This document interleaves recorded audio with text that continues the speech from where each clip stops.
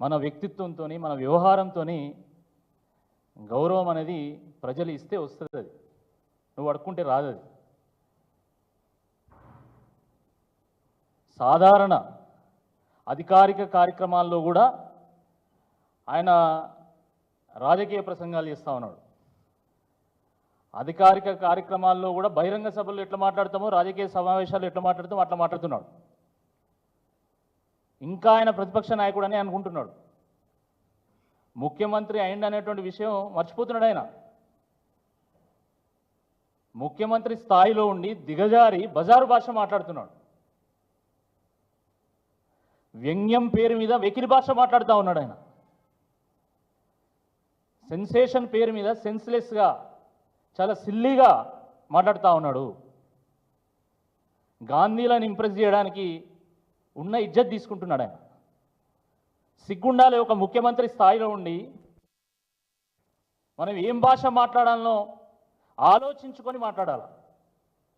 ఒక సాధారణ అధికార ప్రతినిధిగా ఉన్నటువంటి మేమే ఒక మాట మాట్లాడితే దీని అర్థం ఏముంటుంది, ఇది ఏ విధంగా సొసైటీని ఇంపాక్ట్ చేస్తుంది అని ఆలోచించుకొని మాట్లాడతాం. అలాంటిది ఒక ముఖ్యమంత్రి స్థాయిలో ఉండి ఆయన మొన్న రాజీవ్ గాంధీ గారి విగ్రహాన్ని ఆవిష్కరించినప్పుడు ఏం భాష మాట్లాడాడు ఆయన? మామూలుగా టీవీల్లో smoking is injurious to health అని ప్రకటన వస్తూ ఉంటుంది. టొబాకో కాజెస్ క్యాన్సర్ అని ప్రకటన వస్తూ ఉంటుంది.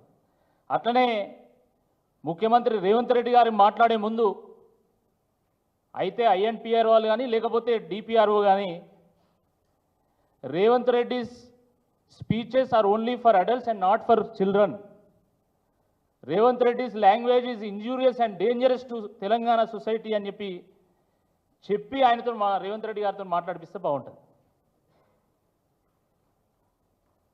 ఇంత అడ్డగోలుగా అక్కడికి రాని ముచ్చట్లు.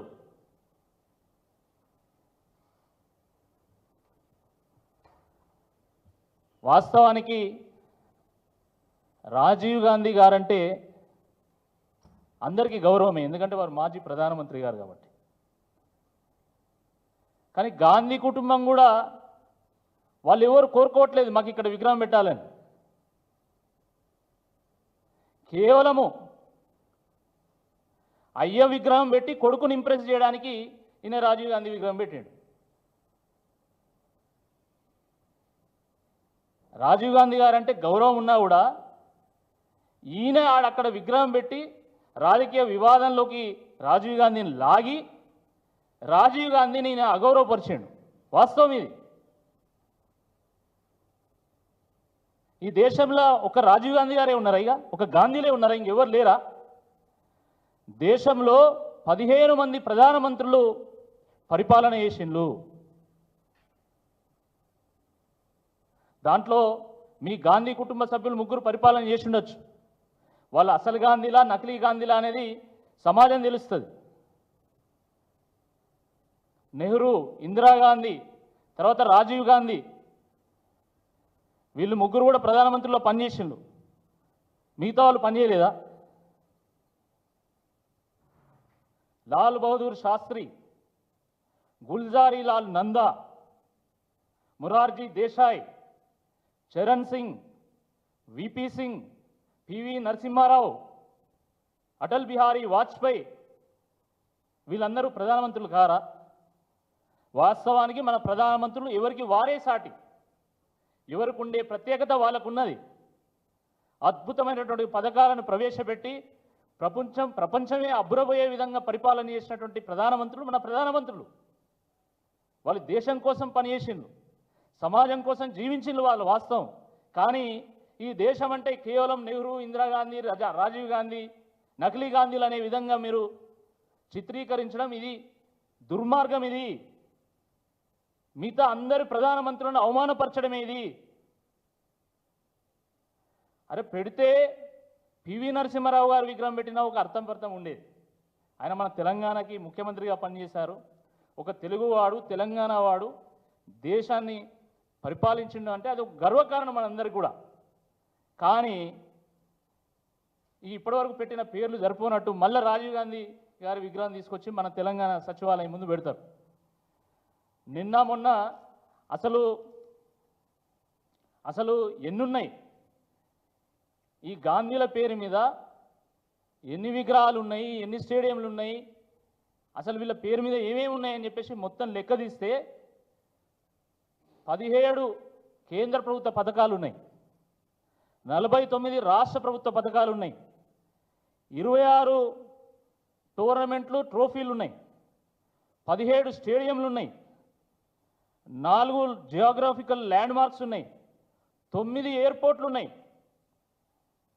4 పవర్ ప్లాంట్లు ఉన్నాయి, 99 యూనివర్సిటీలు ఎడ్యుకేషన్ ఇన్స్టిట్యూషన్స్ ఉన్నాయి, 41 అవార్డులు ఉన్నాయి, 17 స్కాలర్షిప్లు ఉన్నాయి, 17 నేషనల్ పార్క్స్ అండ్ మ్యూజియంస్ ఉన్నాయి, 37 ఆసుపత్రులు ఉన్నాయి, 35 ఇన్స్టిట్యూషన్స్ ఉన్నాయి, 37 రోడ్లు బిల్డింగ్లు ప్రాంతాలు ఉన్నాయి.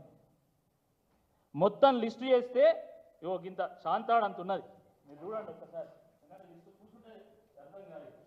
మొత్తం లిస్టు చేస్తే అసలు వీళ్ళ పేరు మీద ఏమేమి ఉన్నాయి.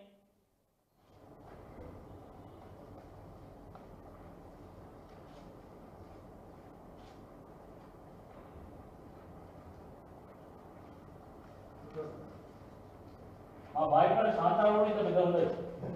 ఒక్కసారి ఎంత వాళ్ళు తీసుకోవాలి.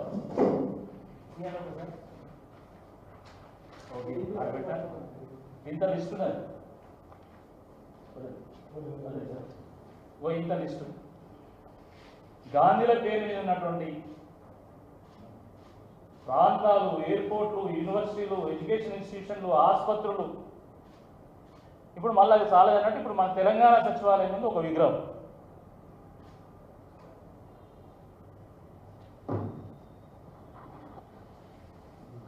టెలిఫోన్ డైరెక్టరీ కంటే పెద్ద ఉన్నది.